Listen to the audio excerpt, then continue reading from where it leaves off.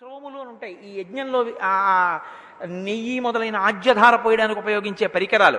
ఈ పరికరాలన్నీ తయారు చేసే వాళ్ళందరినీ తీసుకురండి. వీళ్ళందరితో పాటుగా ప్రతిరోజు సమృద్ధిగా అన్నదానం చెయ్యాలి. ఎంత అన్నదానం చెయ్యాలో తెలుసా? వచ్చిన వాళ్ళందరూ అన్నం తినాలి. వచ్చిన వాళ్ళందరూ అన్నం తినడము అంటే పౌరులు వస్తారు, జానపదులు వస్తారు. పౌరులు అంటే నగరాలలోనూ పట్టణాల్లోనూ ఉండేవారు, కొంచెం డాంబికంగా ఉంటారు. జానపదులు పల్లెటూళ్ళ నుంచి వస్తారు. జానపదులు అమాయకంగా ఉంటారు, కొంచెం భయంగా ఉంటారు.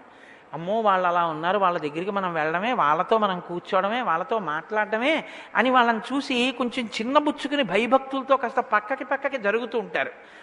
పౌరులు వస్తారు, జానపదులు వస్తారు యజ్ఞం చూడ్డానికి. ముందెవరి విషయం జాగ్రత్తగా పట్టించుకోవాలో తెలుసా? ఇది ప్రేమ అంటే, ఆలోచన అంటే ఇది. ఎంత పెద్ద మాట చెప్పాడో చూడండి దశరథ మహారాజు గారు. తథా జానపదస్యాపి జనస్య బహుశోభనం దాతవ్యమన్నం విధివత్ సత్కృత్య నతులీలయా. మనం జానపదులేగా, అన్నం తింటున్నారుగా. వాళ్ళు చూడండి, మనం ఒక మనలో కొంతమంది ఒక మాట మాట్లాడుతుంటారు. వాళ్ళ భోజనానికి అవన్నీ అక్కర్లేదండి, ఓ కూర పులుసు పచ్చడి చాలు. వాళ్ళు ఏంటంటే ఎక్కువ అన్నం పులిసేసుకు తినేస్తారు అంటారు. నతులీలయ. దశరథుడు అన్నాడు, చాలా తేలికగా మాట్లాడకండి. అన్నం పెట్టడం ఎంత అవసరమో అన్నం ఆదరంగా పెట్టడం అంత అవసరం. ఆదరంగా పెట్టండి. పెట్టిన అన్నం పలకరిస్తూ పెట్టండి, సమృద్ధిగా పెట్టండి, కడుపు నిండా పెట్టండి, ప్రేమతో పెట్టండి. మనం పెడుతున్నాం, వాళ్ళు తింటున్నారని వాళ్ళ మనసు గాయపడి చిన్నపుచ్చుకునేటట్టు అన్నం వడ్డించకండి. అలాగే సర్వవర్ణా యథా పూజాం ప్రాప్నువంతి సుసత్కృతా నచావజ్ఞా ప్రయోక్తవ్య కామక్రోధ వశాదపి. అనేక వర్ణముల వారు భోజనం చేయడానికి వస్తారు. వాళ్ళందరూ కొన్ని వేల మంది భోజనాలు చేస్తుంటారు. కామమునకు క్రోధమునకు వశపడి ప్రవర్తించకూడని రీతిలో ప్రవర్తించేటటువంటి సన్నివేశములు లేకుండా జాగ్రత్త పడండి. కోప్పడ్డం, కేకలేయడం, దెబ్బలాడడం ఇలాంటివి ఏవీ జరగకూడదు. నాకైతే అనిపిస్తుంది, శ్రీరామాయణంలో బాలకాండలో అన్నదానం ఎలా చెయ్యాలో దశరథ మహారాజు గారు చెప్పినటువంటి ఈ అంశాల్ని పెద్ద పెద్ద దేవస్థానాల్లో అన్నదానం చేస్తున్నామని చెప్పుకుంటున్న వాళ్ళని పిలిచి వాళ్ళకి ఈ పాఠాలు చెప్తే బాగుండనిపిస్తుంది. టోకెన్లు ఇస్తూ విసుక్కోవడం, వచ్చిన భక్తుల మీద విసుక్కోవడం, ఇంకొంచెం అన్నం పెట్టండి అంటే విసుక్కోవడం. నేను అన్ని దేవస్థానాల గురించి మాట్లాడటలేదు. ఎవరు ఈ లోపంతో ఉన్నారో వాళ్ళు దిద్దుకోవాలి. మనం పెడుతున్నాం, వాడు తింటున్నాడు కాదు. వాడికి పెట్టే అదృష్టం మనకు కలిగిందని పెట్టే వాళ్ళని అక్కడ పెట్టాలి. ఎవడో కన్నా అక్కడ పెట్టామని పెట్టకూడదు. సమర్థతని గుర్తిరిగి పెట్టాలి. కాబట్టి సర్వవర్ణా యథా పూజాం ప్రాప్నువంతి సుసత్కృతా నావజ్ఞా ప్రయోక్తవ్య కామక్రోధ వశాదపి. దీంతో పాటుగా మీరు అనేక మంది రాజుల్ని ఆహ్వానించాలి. ఆహ్వానించేటప్పుడు కొంతమందికి శుభలేఖ పంపించాలి. కొంతమంది దగ్గరికి మీరు వ్యక్తిగతంగా వెళ్ళాలి. వెళ్ళి ఆహ్వానించి తీసుకురావాలి. ఎవరి దగ్గరికి సుమంత్రుడా నువ్వు వ్యక్తిగతంగా వెళ్ళి తీసుకురావాలో తెలుసా? మిథిలాధిపతిం శూరం జనకం సత్యవిక్రమం నిష్ఠితం సర్వశాస్త్రేషు తథా వేదేషు నిష్ఠితం. కొంతమంది మహానుభావుల దగ్గరికి ఇంటికి వెళ్ళి ఆహ్వానించి వెళ్ళాలి. అలా ఎందుకు పిలవాలో చెప్తున్నాడు. ఆయనకి డబ్బులున్నాయి కాబట్టి ఇంటికి వెళ్ళండి అని చెప్పట్లేదు. తథా మిథిలాధిపతిం శూరం, మిథిలాధిపతి అయినటువంటి జనక చక్రవర్తిని ఇంటికి వెళ్ళి పిలవండి. జనకం సత్యవిక్రమం, ఆయన రాజ్యానికి వెళ్ళి ఆహ్వానించి తీసుకురండి రథమెక్కించి. నిష్ఠితం సర్వశాస్త్రేషు, అన్ని శాస్త్రములు తెలుసున్నవాడు. తథా వేదేషు నిష్ఠితం, వేదముల యందు నిష్ఠ కలిగినటువంటి వాడు. తథా కాశీపతిం స్నిగ్ధం సతతం ప్రియవాదినం వయస్యం రాజసింహస్య స్వయమేవానయస్వ. మహానుభావుడైనటువంటి కాశీరాజు ఉన్నాడు, స్నిగ్ధం, మాకు బాగా స్నేహితుడు. కాబట్టి వెళ్ళి ఆయన్ని దగ్గరుండి తీసుకురండి. తథా కేకయ రాజానం వృద్ధం పరమధార్మికం శ్వశురం రాజసింహస్య సపుత్రం త్వమిహానయా. అలాగే కేకయరాజు వృద్ధుడు, నాకు మామగారు. ఆ వృద్ధుడైనటువంటి కేకయరాజు గారిని పుత్రులతో కలిపి తీసుకురండి రథం ఎక్కించి. అంగేశ్వరం మహాభాగం రోమపాదం సుసత్కృతం వయస్యం రాజసింహస్య సమానయ యశస్వినం. అంగరాజ్యమునకు అధిపతి అయినటువంటి రోమపాదుడు పరమప్రీతితో దశరథ మహారాజు గారికి సంతానం లేదని యజ్ఞం చేయిస్తుంటే తన అల్లుడైన ఋష్యశృంగుణ్ణి కూతురు శాంతని పంపించాడు. కాబట్టి వెళ్ళి ఆయనని కూడా సుహృత్తు, మంచి స్నేహితుడు, దగ్గరుండి తీసుకురండి. ప్రాచీనాన్ సింధు సవ్వీరాన్ సౌరేష్ట్రాయాంశ్చ పార్థివాన్ దక్షిణాత్యాన్ నరేంద్రాంశ్చ సమస్తానాయస్వః. ప్రాచీనమైనటువంటి సింధు సవ్వీర రాజ్యములను పరిపాలించేటటువంటి వాళ్ళని, సౌరాష్ట్రమును పరిపాలించేటటువంటి వాళ్ళని, దక్షిణ దేశంలో ఉండేటటువంటి రాజుల్ని, వీళ్ళందరినీ కూడా దగ్గరుండి ఆహ్వానించి తీసుకుని రండి అని మిగిలిన వాళ్ళకి ఎవరెవరికి ఆహ్వానాలు పంపాలో, ఎంతమంది రాజులు రావాలో అన్ని విషయాలు చెప్పాడు. ఈలోగా అందరూ వస్తున్నారు, ఆ సంబారాలన్నీ వచ్చేసే ఈ యజ్ఞం జరుగుతోంది. ఈ సంవత్సరం జరగవలసినటువంటి కార్యక్రమం అంతా జరుగుతోంది. ఒక సంవత్సరం పూర్తయిపోయింది, యజ్ఞాశ్వం తిరిగి వచ్చేసింది. అధ సంవత్సరే పూర్ణే తస్మిన్ ప్రాప్తే తురంగమే సరయ్యాశ్చోత్తరీతీరే రాజ్ఞో యజ్ఞోభ్యవర్తత. సరయూ నదికి ఉత్తర దిక్కున కట్టినటువంటి యజ్ఞశాలలో ఈ అశ్వమేధయాగం ప్రారంభం అవుతోంది. విడిచిపెట్టినటువంటి గుర్రం తిరిగి వచ్చింది. నచాహుతమభూత్తత్ర స్ఖలితం వాపి కించన దృశ్యతే బ్రహ్మవత్సర్వం క్షేమయుక్తం హి చక్రిరే. అక్కడ జరుగుతున్నటువంటి కార్యక్రమంలో ఈ కార్యక్రమం చెయ్యడానికి మన దగ్గర సంబారాలు లేవని కానీ, ఈ కార్యక్రమం చెయ్యడానికి తగిన సమర్థులు మన దగ్గర లేరని కానీ, లేకపోతే ఈ కార్యక్రమం చెయ్యకుండా దానికి బదులుగా ఈ కార్యక్రమం చేద్దామని కానీ చెయ్యకుండా అన్ని కార్యాలు యథోక్తంగా యథాశాస్త్రంగా ఏ సంబారాలతో ఎలా నిర్వహించాలో అలాగే ఆ క్రతువు అంతటినీ నిర్వహిస్తున్నారు. అలా జరిగేటట్టుగా వశిష్ఠాది మహర్షులు ఆయా స్థానములందు కూర్చుని కార్యక్రమాన్నంతటినీ నడిపిస్తున్నారు. వచ్చిన బ్రాహ్మణులందరూ కూడా శాస్త్రములు చదువుకున్న వాళ్ళు, అందరూ కూడా గొప్ప ప్రావీణ్యము కలిగినటువంటి వాళ్ళు. కొద్దిగా అవకాశం దొరికితే చాలు శాస్త్రచర్చ చేసుకుంటూ తమ యొక్క అభివృద్ధికి తమకి తాము పాటుపడేటటువంటి ఉత్సాహం ఉన్నటువంటి వారు. ఇటువంటి వారందరూ వచ్చారు. ఆ సోమలతని బాగా అరగతీశారు. దాంట్లోంచి ఆ వచ్చినటువంటి ద్రవ్యాన్ని ఇంద్రుడికి హవిస్సుగా ఇచ్చారు. ఇంద్రుడు ప్రీతి పొందేటట్టుగా చక్కగా ఆ కార్యాన్నంతటినీ, ఆ యజ్ఞాన్ని నిర్వహించారు. బ్రాహ్మణ భుంజతే నిత్యం నాధవంతంశ్చ భుంజతే తాపసా భుంజతే చాపి శ్రమణ భుంజతే తథా. శ్లోకాలు మీరు గమనించాలి, ఎంత అందమో చూడండి. బ్రాహ్మణ భుంజతే నిత్యం, బ్రాహ్మణులు భోజనం చేశారు అక్కడ. ఎంతమంది? కొన్ని లక్షల మంది.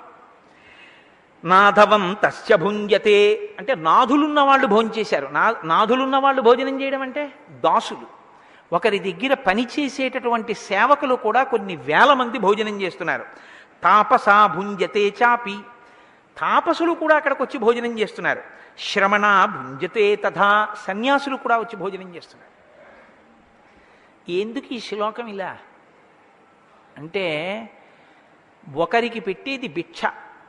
సన్యాసులు చేసేటటువంటిది ఒకలా ఉంటుంది, బ్రాహ్మణులు చేసేది ఒకలా ఉంటుంది, నాగరికులందరూ చేసేది ఒకలా ఉంటుంది. అందరినీ ఒక చోట కూర్చోపెట్టి వడ్డించడం కుదరదు. ఎందుకంటే ఒక సన్యాసి తీసుకునేటప్పుడు రుచి గురించి ఆయనకి ప్రమేయం ఉండదు. ఆయనకి ఏది పెడితే కేవలం ఆ కడుపు నిండడానికి యజ్ఞప్రసాదంగా తిని వెళ్ళిపోతారు ఆయన. కాబట్టి ఎవరికి ఏ మర్యాదతో ఎలా వడ్డించాలో అలా వడ్డించడం చేత ఆ కార్యమునందు శ్రద్ధ కలిగి వడ్డించడమునందు నేర్పరులైన పెద్దల యొక్క గౌరవానికి ఈ కార్యక్రమాన్ని ఇంత గొప్పగా రూపకల్పన చేసి వారి యొక్క మర్యాద నిలబెట్టడానికి వాళ్ళు చేసే భోజనం పట్ల కూడా అంత శ్రద్ధ వహించిన దశరథుని యొక్క ధర్మ నిరతికి ప్రీతి పొందినటువంటి వాళ్ళందరూ కూడా ఆశీర్వచనం చేశారు. షహబాష్, ఎంత గొప్ప అన్నం పెట్టాడు రా అన్నారు. కడుపుకి అన్నం పెట్టలేదు, మనసు సంతోషించేటట్టు పెట్టాడు. మాకు ఎలా పెట్టాలో అలా పెట్టాడు, అది నియమం. ఆ ఏర్పాటు చెయ్యడంలో కృతకృత్యుడయ్యాడు దశరథ మహారాజు గారు. వృద్ధాశ్చ వ్యాధితాశ్చైవ స్త్రియో బాలా తథైవ చ అనిశం భుంజమానానాం నతృప్తిరుపలభ్యతే.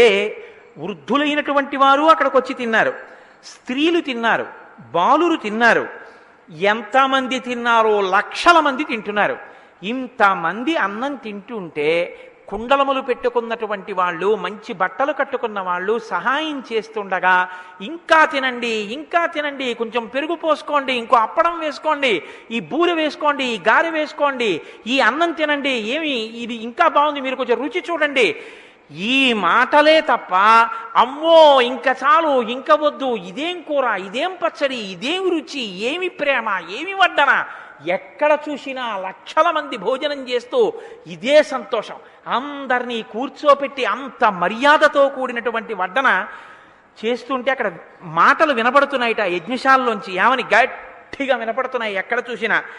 దీయతాం దీయతామన్నం వాసాంసి వివిధాని చ ఇతి సంచోదితాస్తత్ర తథా చక్రురనేకశః.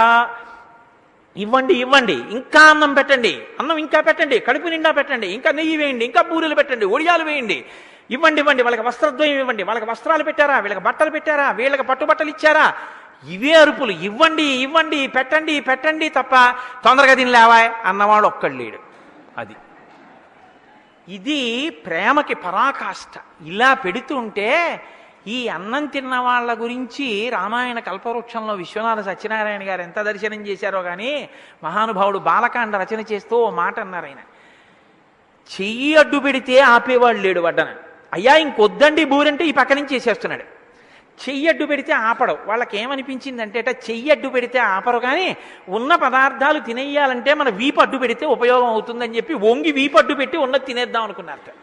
వీపు అడ్డు పెడదామంటే ఆ పదార్థాల రుచికి నిండిపోయిన కడుపు వీపు వంగట్లేదట వంగుదాం అంటే. కాబట్టి వాళ్ళు పెట్టడం వీళ్ళు తినడం వినా మార్గం లేదన్నారు విశ్వనాథ సత్యనారాయణ గారు. ఎంత గొప్ప పద్య రచన చేశారో తెలుసా అండి ఆయన. ఏమి అనుభవించారండి మహానుభావుడు. ఇప్పుడే గుండిగదింపి ఇగురుబెట్టితిమి పొడపళ్ళాడు ఈ అన్నము తినుండు. తెలుగులో ఉన్నటువంటి చక్కటి మాట. పొడిపళ్ళాడుతోంది అన్నం తినండి, ఎంత బాగుంది, ముద్దయిపోయిందండి అన్నం అంటాం. మన వాళ్ళు చూడండి ఒక మాట అంటుంటారు తెలుగులో, కందిగుండా వేశారు కానండి ఎంత బాగుండేదో, అన్నం ముద్దయిపోయింది సుమా, దానివల్ల రుచి తెలియలేదు అంటారు.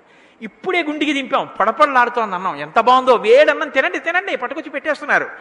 పూర్ణమ్ము లేకుండా పునుకులుగా వేసి తిమి కరకరలాడు తినుడు. విశ్వనాథ సత్యనారాయణ గారి కల్పవృక్షం అండి.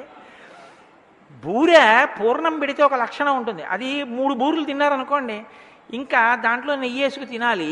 తింటే దాహం వేసేస్తుంది, 2 గ్లాసులు మంచినీళ్ళు తాగేస్తాం, కడుపు నిండిపోతుంది. తినాలని ఉంటుంది కానీ ఇంక తినడానికి పొట్టకి పరిమితి ఒకటి ఉందిగా, అందుకని తినలేరు. అందుకని వాళ్ళు అంటున్నారట ఆ బాధ లేదు, పూర్ణం లేకుండా కరకరలాడేటట్టుగా వేశాం. ఇది తెలుగు మాట, స్వచ్ఛమైన తెలుగు మాట. వేపుడు కరకరలాడుతోందంటాం, జంతికలు కరకరలాడుతున్నాయంట, ఆ మాటే వేశారు ఆయన. పూర్ణం లేని బూరులు వేశాం, చిళ్ళలు అంటారు మన వాళ్ళు. ఆయన అదే మాట వాడారు, పుణుకులని. పూర్ణమ్ము లేకుండా పునుకులుగా వేసి తిమి కరకరలాడ తినుడు. కరకరలాడుతున్నాయి తినండరా అని మళ్ళీ కాసేపు ఆగితే ఆ కరకర పోతున్నాయి, మెత్తబడిపోతాయి, తినండి అని వేసేస్తున్నట్ట విస్తట్లో. వీని కాలుచున్నది కాబోలు క్షీరాన్నమిది దొన్నలను తెచ్చి ఇత్తునుండు.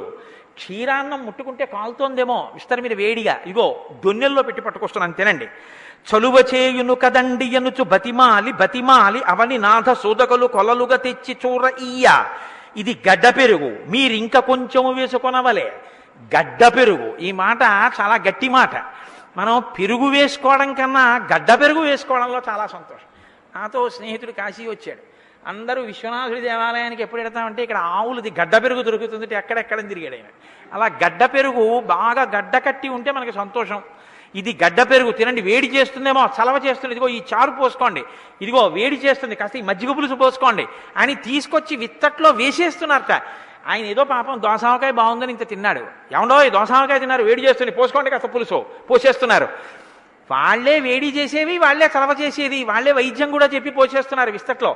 ఆ ప్రేమకి వాళ్ళు తినేసేసి అన్నమును ఆదరంబును తిన్న కడుపు లెన్న నెడదలు ఉబ్బిపోయెదరు జనులు. కడుపుకు అన్నం తిన్నారట, గుండెలకి ఆదరణ తిన్నారట. గుండెలు ఆదరణతో నిండిపోయాయి, కడుపులు అన్నంతో నిండిపోయాయి.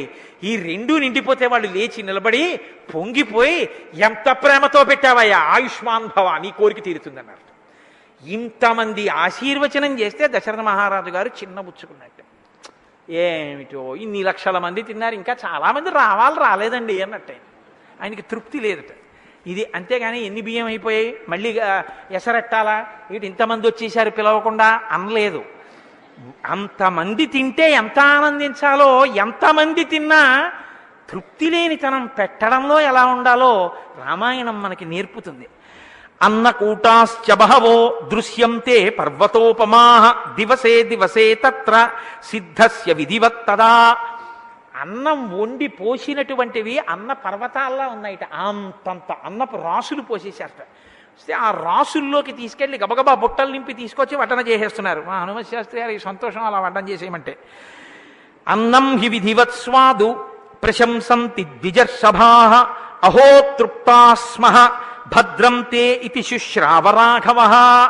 ఆ భోజనం చేసి బయటికి వచ్చేసినటువంటి వృద్ధులు, బ్రాహ్మణులు, దాసులు, సర్వవర్ణముల వాళ్ళు, స్త్రీలు, వ్యాధిగ్రస్తులు, పిల్లలు అందరూ కూడా అంటున్నారట, అబ్బబ్బబ్బా ఏమి భోజనం పెట్టారండి, అంత గొప్ప భోజనం అండి, పరమేశ్వరుడు కడుపుకో పరిమితి పెట్టి ఎంత దోషం చేసేశాడండి, ఎంత గొప్పగా ఉందండి భోజనం అని. నాయన ఇంత గొప్ప భోజనం పెట్టావురా, ఆయుష్మాన్ భవ, నీ కోరిక తీరాలి, సంకల్ప సిద్ధిరస్తు అంటున్నారట.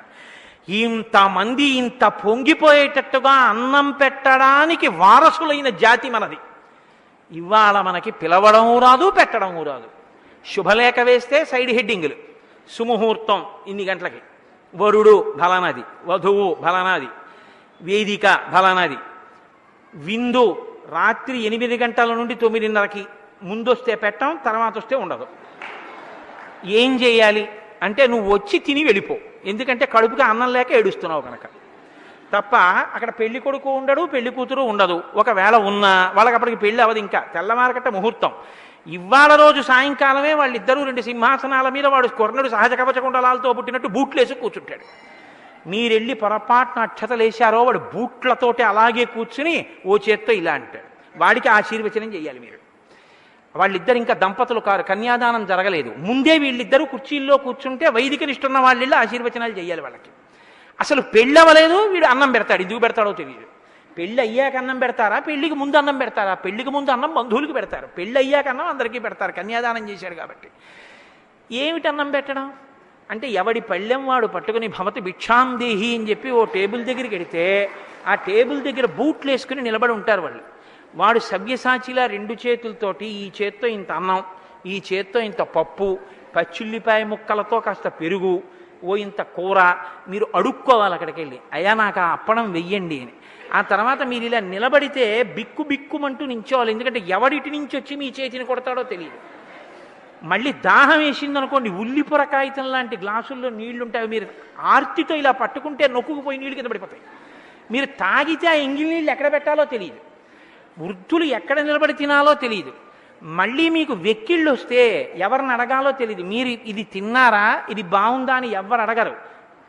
అనాథ శరణాలయంలో గంట కొట్టినట్టు భోజనాలు ఎడుతున్నారు అనేటప్పటికీ వెళ్ళి ఒక క్యూలో నిలబడి పళ్ళాలు తీసుకోవాలి. సామంతులు కప్పం కట్టి రసీదు పుచ్చుకున్నట్టు వెళ్ళి మీ పేరు చెప్తే మీ పేరు రాసుకుని మీరు ఇచ్చిన కవర్ తీసుకుంటారు. ఎంత ఇచ్చారని అడుగుతారు. 350 ఇచ్చానండి అంటే కవర్ తీసి ఆయన లెక్క పెట్టుకుంటాడు. ఎందుకంటే మీరు 350 అని 116 అడిగితే ఆ ఇచ్చిన ఆయన కట్టుకోవాలి, ఆయన తినేశాడు అనుకుంటారు. అందుకని ఆయన లెక్క పెట్టుకుంటాడు. 350 అని వేసుకుని మీ పేరు రాసుకుంటాడు. రసీదు ఇవ్వట్లేదు, అదో అదృష్టం. ఇది ఇవాళ మనం చేసేటటువంటి వివాహం, ఇది ఇవాళ మనం పిలిచేటటువంటి ఆహ్వానం, ఇది మనం పెట్టేటటువంటి అన్నం. ఎంత ఘోరమైన స్థితిలోకి మనం జారిపోయామో, ఎటువంటి రామాయణానికి మనం వారసులమో గుండెల మీద చెయ్యేసుకు చెప్పండి. వచ్చిన వాళ్ళని కింద కూర్చోపెట్టి అన్నం పెట్టడానికి ఓపిక లేని స్థితిలో మనం ఉన్నామా? లేము. మనం పెట్టగలం, మనం ఆ పెట్టడానికి సంకల్పం లేదంతే.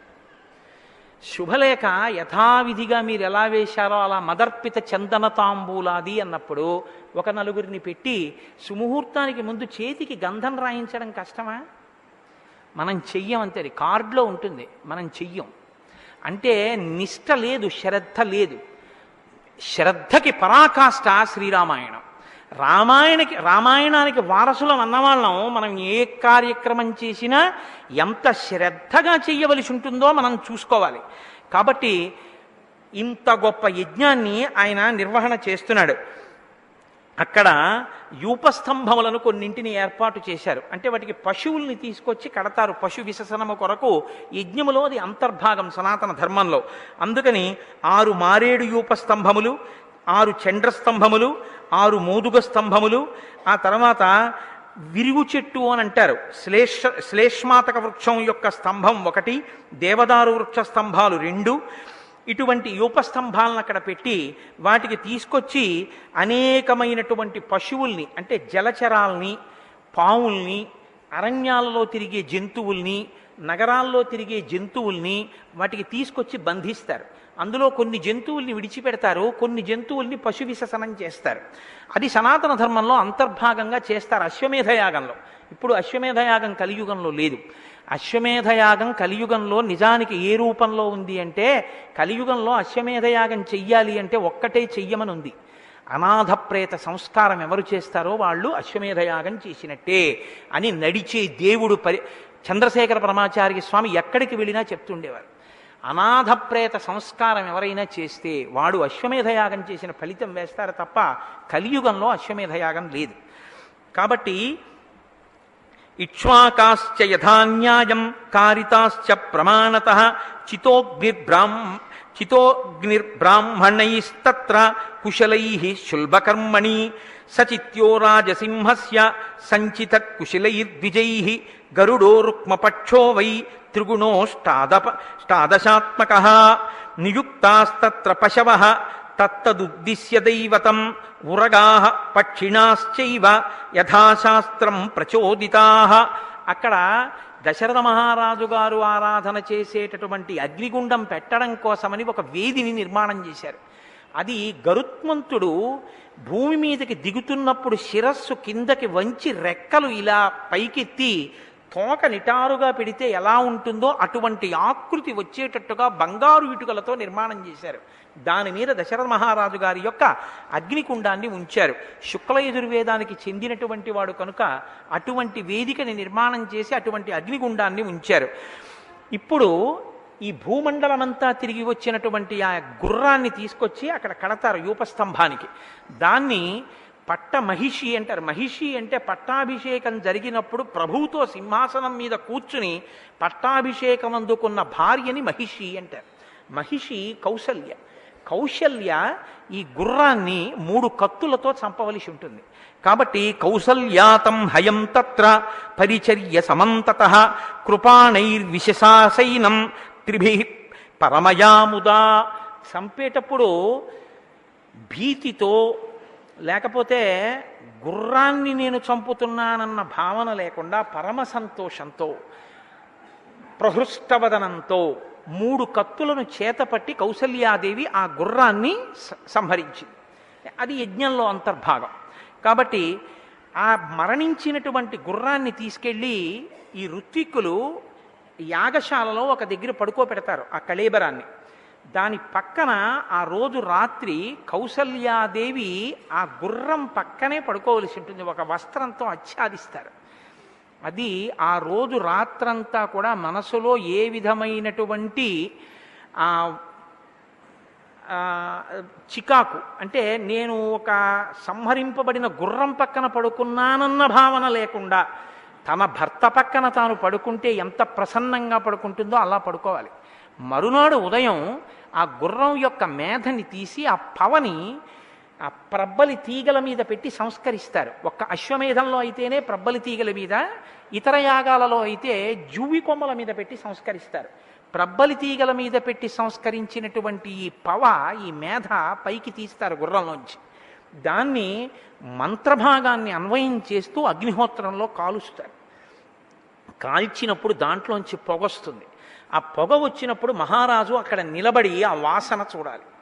ఆ వాసన పీలిస్తే మహారాజు కోరిక తీరడానికి ప్రతిబంధకంగా ఉన్న పాపం ఏదుందో అది అప్పుడు నిర్మూలనం అవుతుంది.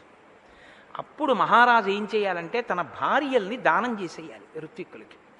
వాళ్ళు రాజు భార్యల్ని స్వీకరించరు కనుక దానమిచ్చి మళ్ళీ తత్తుల్యమైన ధనం కొంత ఇచ్చి తన భార్యల్ని తాను మళ్ళీ పుచ్చేసుకుంటాడు. కాబట్టి ఈ కార్యక్రమాన్ని అంతటినీ కూడా దశరథ మహారాజు గారు పూర్తి చేశారు. ఇలా అశ్వమేధయాగాన్ని పూర్తి చేశాడు. ఇంత గొప్ప హోమాన్ని, ఇంత గొప్ప యజ్ఞాన్ని, ఇంత గొప్ప మంత్రభాగాన్ని, అనుషంగికమైన క్రతువుల్ని ఇన్నిటిని యథాశాస్త్రంగా నిర్వహించినందుకు సంతోషించి ప్రాచీం హోత్రే దదౌ రాజా దిశం స్వకులవర్ధన అధర్వ్యవే ప్రతీచీంతు బ్రహ్మణే దక్షిణాం దిశం ఉద్గాత్రే చ తథోచి దీచీం దక్షిణైషా వినిర్మిత అశ్వమేధే మహాయజ్ఞే స్వయంభూవిహితే పురా. అంత యజ్ఞము పూర్తయిపోయిన తర్వాత తన వంశాభివృద్ధి కొరకు ఇంత గొప్ప యజ్ఞం చేసినటువంటి హోత అనబడేటటువంటి ఋత్విక్కుకి తన సామ్రాజ్యం యొక్క తూర్పు దిక్కునంతటినీ ధారబోసేశాడు. అలాగే ఆధ్వర్వువు అనబడేటటువంటి ఋత్విక్కుకి పడమర ఉన్నటువంటి రాజ్యభాగాన్నంతటినీ ధారబోసేశాడు. బ్రహ్మస్థానంలో కూర్చున్న ఋత్విక్కి దక్షిణాన్న ఉన్నటువంటి భూమిని అంతటినీ దానం చేశాడు. ఉద్గాత అనబడేటటువంటి ఋత్విక్కి ఉత్తర దిక్కున ఉన్నటువంటి భూమిని అంతటినీ దానం చేశాడు. ఇంత గొప్ప దానం చెయ్యగలిగితేనే అశ్వమేధం చెయ్యాలని స్వయంగా సృష్టి చేసిన చతుర్ముఖ బ్రహ్మగారు నియమనం చేశారు. కాబట్టి ఇప్పుడు రాజ్యం అంతటినీ 4 దిక్కులు ధారపోసేశాడు. ఆ దానం పుచ్చుకున్నటువంటి వాళ్ళు వశిష్ఠాదులు అన్నారు, మహానుభావ, ఇంత పెద్ద భూమండలాన్ని వహించగలిగినవాడు, భరించగలిగినవాడు, పరిపాలించగలిగినవాడు నీవు. మాకెందుకు ఈ రాజ్యం? కాబట్టి తిరిగి నీకు మేము ఇచ్చేస్తున్నాం, ఈ రాజ్యాన్ని తీసేసుకోమని దశరథుడికి ఇచ్చేశారు. గవాం శతసహస్రాణి దశతేభ్యో దదౌ నృపః దశకోటీ సువర్ణస్య రజతస్య చతుర్గుణం తథ ప్రసర్పకేభ్యస్తు హిరణ్యం సుసమాహితః జంబూనదం కోటి సంఖ్యం బ్రాహ్మణేభ్యో దదౌ తదా. అలా తిరిగి రాజ్యాన్ని తనకి ఇచ్చేసినటువంటి ఆ ఋత్విక్కులందరికీ 10 లక్షల గోవులు, దానితో పాటుగా 10 కోట్ల బంగారు నాణెములు, 40 కోట్ల వెండి నాణెములు ఆ ఋత్విక్కులకి దానం చేశాడు. కేవలం ఆ యాగం చూడడం కోసం వచ్చినటువంటి బ్రాహ్మణులకి 1 కోటి మేలు బంగారు నాణెములను దానం చేశాడు. దానం చేసి దరిద్రాయ ద్విజాయాధ హస్తాభరణముత్తమం కస్మై చిద్యాచమానాయ దధౌ రఘునందన. ఆ దానమంతా చేసేశాడు. దగ్గర ఉన్న బంగారు నాణాలు, వెండి నాణాలు, గోవులు అన్నీ ఇచ్చేశాడు. అప్పుడు ఒక దరిద్ర బ్రాహ్మణుడు వచ్చాడు. వచ్చి, మహారాజా, నాకేమైనా దానం ఇప్పించండి అన్నాడు. చూశాడు పళ్ళాల వంక, అన్నీ ఇచ్చేశాడు. అప్పటికే వెంటనే పరమప్రీతితో, నా అదృష్టం కొద్దీ మీరు వచ్చారని తన చేతికున్న కడియాన్ని తీసి దానం చేసేసాడు. అంతటి భక్తి కలిగిన వాడు, అంతటి ఆ బ్రాహ్మణ భక్తి, అంతటి వైదిక నిష్ఠ, అంతటి వేదమునందు నమ్మకము కలిగినటువంటి మహానుభావుడు దశరథ మహారాజు అంటే. అప్పుడు ఋష్యశృంగుడి వంక తిరిగి ఒక మాట అన్నాడు. తతో బ్రవీత్ ఋష్యశృంగం రాజా దశరథస్తథా కులస్య వర్ధనం తంతు కర్తుమర్హసి సువ్రత. నాతో మీరు ఇప్పటిదాకా అశ్వమేధయాగాన్ని చేయించి పూర్తి చేయించారు. ఇప్పుడు నాకు సంతానం కలగడానికి ప్రతిబంధకమైనటువంటి పాపము నశించింది.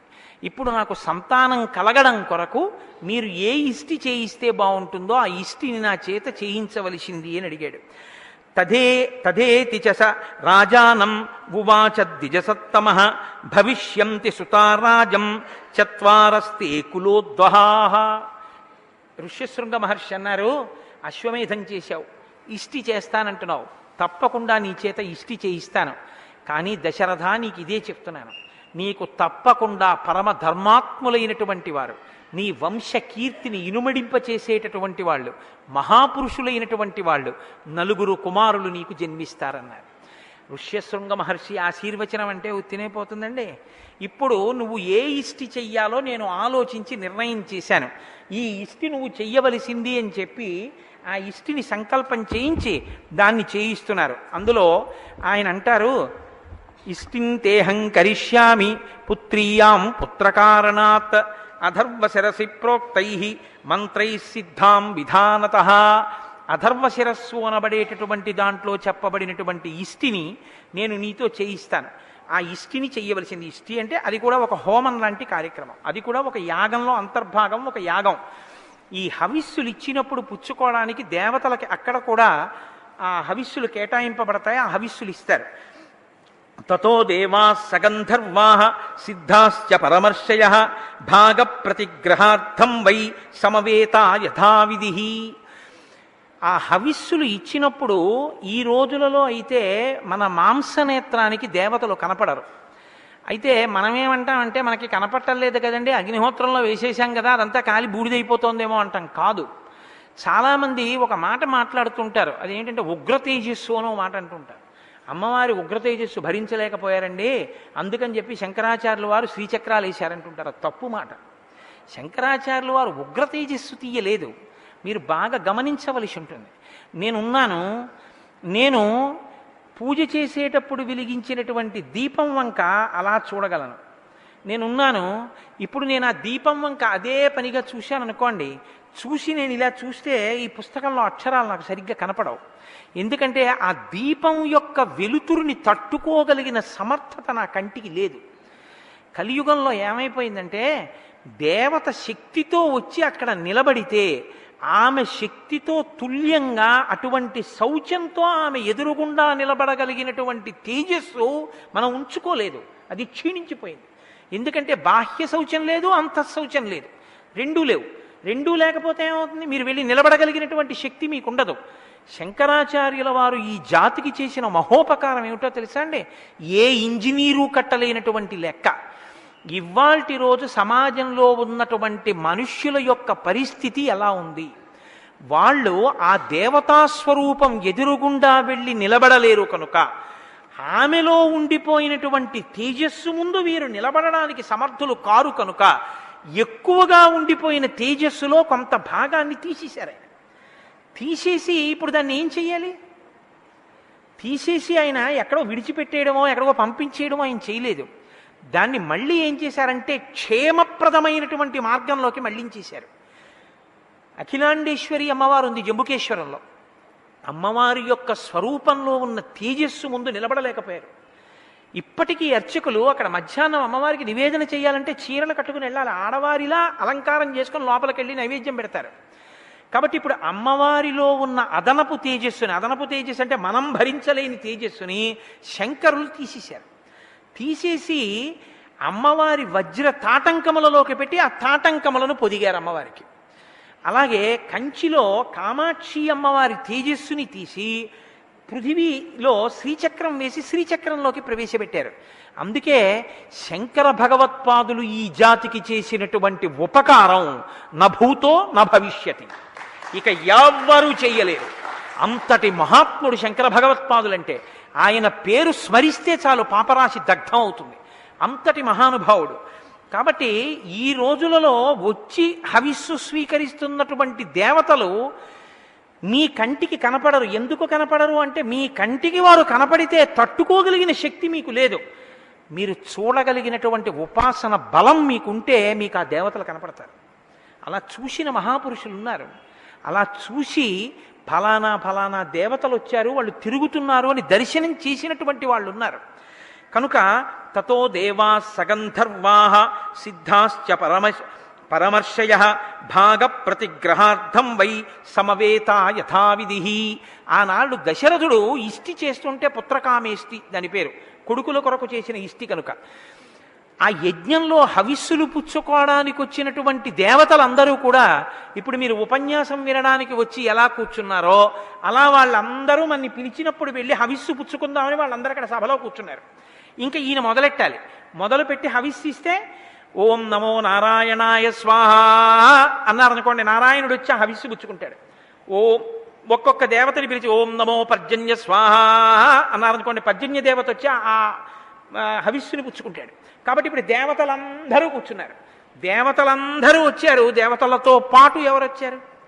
చతుర్ముఖ బ్రహ్మగారు వచ్చారు. ఆయన అగ్రస్థానం, ఆయన మహానుభావుడు చతుర్ముఖ బ్రహ్మగారంటే. అందుకని ఆయన్ని అగ్రాసనం వేసి కూర్చోబెట్టారు. దేవతలందరూ కూర్చున్నారు. ఎప్పుడు కామన్ టాపిక్ అని ఒకటి ఉంటుంది లోకంలో, అంటే అందరూ మాట్లాడుకోవడానికి యోగ్యమైనటువంటి విషయం. ఇప్పుడు ఈ ఉపన్యాసం అయిపోయి మీరు వెళ్ళిపోతున్నారు అనుకోండి, ఇవాళ ఉండేటటువంటి సామాన్యమైన విషయం ఏమిటి?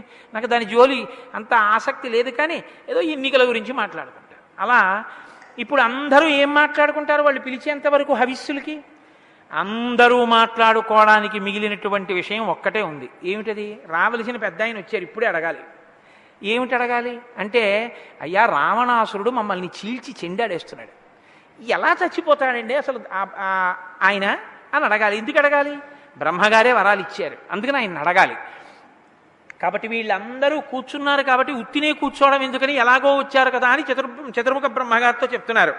అయ్యా భగవన్ త్వత్ప్రసాదేన రావణో నామరక్షత సర్వాన్నో బాధతే వీర్యాత్ శాసితుం తం నశక్నుమః. మీరు వరాలు ఇచ్చేశారు రావణాసురుడికి, ఇప్పుడు ఆయనకి అడ్డు ఆపు లేదు, అందరినీ బాధ పెట్టేస్తున్నాడు. ఎంత బాధ పెడుతున్నాడో తెలుసా? ఒకరో ఇద్దరో కాదు, అందరూ ఒక్కొక్కరు లేచి ఆ బాధలన్నీ చెప్తున్నారు. ఋషీన్ యక్షాన్ సగంధర్వాన్ అసురాన్ బ్రాహ్మణాంస్తథా అతిక్రామతి దుర్ధర్షో వరదానేన మోహితః. ఋషుల్ని, యక్షుల్ని, గంధర్వుల్ని, అసురుల్ని, బ్రాహ్మణుల్ని అందరినీ బాధ పెట్టేస్తున్నాడు. ఎందుకు బాధ పెట్టేస్తున్నాడు అంటే ఒక్కటే కారణం, వరదానేన మోహిత. మీరు వరం ఇచ్చారు, నీకు వాడి వల్ల చావులేదు, వీడి వల్ల చావులేదు, వాడి వల్ల చావులేదు అని వరం ఇచ్చేశారు. వాళ్ళు ఎవరు చంపలేరు కాబట్టి ఆయనకి అహంకారం వచ్చేసింది. అహంకారం వచ్చింది కాబట్టి అందరినీ బాధించేస్తున్నాడు. నైనం సూర్యం ప్రతపతి పార్శ్వే వాతిన మారుతః చలోర్మిమాలీతం దృష్ట్వా సముద్రోపి నకంపతే. మా సంగతి అలా వదిలిపెట్టండి. చాలా దారుణమైన విషయం ఏమిటో తెలుసా? సృష్టిని తారుమారు చేస్తున్నాడు, సృష్టిని తలక్రిందులు చేశాడు. ఏది జరగకూడదో అది జరుగుతోంది. ఈశ్వరుడు తప్ప ఇతరులు ఎవరిని శాసించకూడదో ఆ శాసనం ఇవాళ రావణుడు చేస్తున్నాడు. ఏం చేస్తున్నాడు? నైనం సూర్య, సూర్యుడు ప్రకాశించకూడదు. ఆయన పుష్పక విమానంలో బయటికి ఎడుతున్నాడు అనుకోండి, ఇలా ఓసారి చూస్తాడంతే. అది రోహిణీ కార్తె అయినా సరే ఆయన చల్లగా అయిపోవాలి. గబగబా మేఘాల చాటుకి వెళ్ళిపోవడమో లేకపోతే తన తేజస్సుని ఉపసంహారం చేసేయడమో చెయ్యాలి. రావణాసురుడు ఇంట్లో అప్పడాలు ఎండలేదనుకోండి, కాస్త బాగా కాయమనవాయ్ అంటాడు, బాగా ప్రకాశించాడు. అంత మీరు ఉత్తరాఖండ జరిగితే ఆశ్చర్యపోతారండి. దేవతలు పారిపోయారు వాహనాలకి, అప్పుడు నెమళ్ళకి వాటికి స్తోత్రం చేశారు వాళ్ళు. కాబట్టి నైనం సూర్య, ఆ సూర్యుడు ప్రకాశించకూడదు. ప్రతపతి పార్శ్వే వాతిన మారుతః, గాలి గట్టిగా వీయకూడదు, మెల్లిగా వీయకూడదు. ఆయనకి అనుకూలంగా ఆయన సంతోషించేటట్టుగా ఆయన ఎలా చెప్తే అలాగే వీయాలి గాలి. పంచభూతములను శాసిస్తున్నాడు. చిలోర్మిమాలి తం దృష్ట్వా సముద్రోపి నకంపతే. ఆయన ఇలా చూశాడనుకోండి, ఏమిటి ఎప్పుడు ఈ తరంగాలు లేకుండా ఉండలేవా అన్నాడు అనుకోండి, సముద్రంలో తరంగాలన్నీ ఆగిపోతాయి. తరంగాలు లేని సముద్రాన్ని మీరు చూసారా? రావణాసురుడు వచ్చి నిలబడితే అలా ఉంటుంది. ఎందుకంటే ఆయన చూస్తాడు, ఎవ్వరూ చూడందేదో తాను చూడాలనుకుంటాడు. తరంగాలు ఏమిటి ఆ లేవడం ఏమిటి, ఆ కింద పడ్డం ఏమిటి, మీద పడ్డం ఏమిటి, నా దగ్గర రావడం ఏమిటి, అల్లరి అలా ఉండంటాడు అంతే. సముద్రం తరంగాలన్నిటినీ ఆప్ చేసేసి ఓ చిన్న చెరువులా అలా ఉంటుంది. మళ్ళీ ఆయన వెళ్ళిపోయిన తర్వాత రావాలి తరంగాలు. కాబట్టి సముద్రోపి నకంపతే, సముద్రంలో కెరటాలు రావట్లేదు. ఇది మీరు చేసినటువంటి ఉపకారం. అంత గొప్ప వరాలు ఇచ్చేశారు.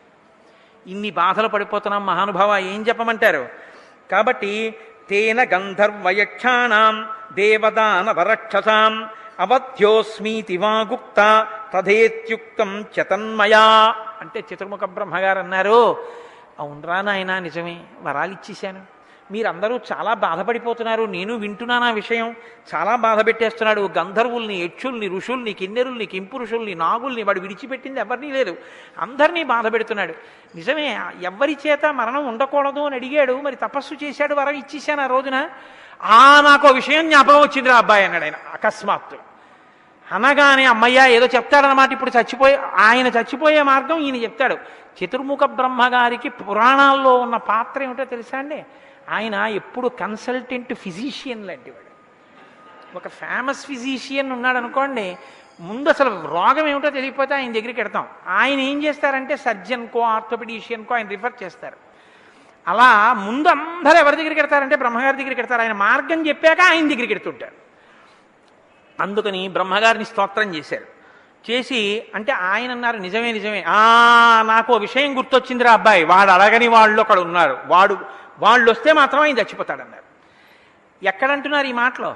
దశరథ మహారాజు గారి యజ్ఞం జరుగుతున్నటువంటి సభలో కూర్చున్నారు వీళ్ళందరూ. ఇప్పుడు అక్కడ ఎవరుంటారు? వీళ్ళంటే దేవతలు, కానీ మిగిలిన వాళ్ళందరూ ఎవరు? మనుష్యులు ఉన్నారు అక్కడ. అక్కడ ఆయన అన్నాడు, నకీర్తయ దవజ్ఞానాత్ తద్రక్షో మానుషాంస్తదా తస్మాత్ సమానుషోద్వద్యో మృత్యుర్నాన్యోస్య విద్యతే. అనాదరము చేత మనుష్యులను ఎందుకు అడగలేదంటే మరిచిపోయి కాదు, యక్షగంధర్వ కిన్నెర కింపురుషాదులందరినీ అడిగాడు ఆ రోజున, నేను వాళ్ళ చేతిలో చచ్చిపోనని. కానీ మనుష్యుల పేరు మాత్రం ఆయన ఎత్తలేదు. ఎందుకో తెలుసా? మనుష్యుల విషయం మరిచిపోయి కాదు, అనాదరం చేత ఇంతమంది చేయలేని దిక్కుమల్లాళ్ళు మనుషులు ఏం చేస్తారండి. అది నిజంగా మీరు ఉత్తరకాండ చదివితే రావణాసురుడు మనని అవమానించినందుకు రాముడు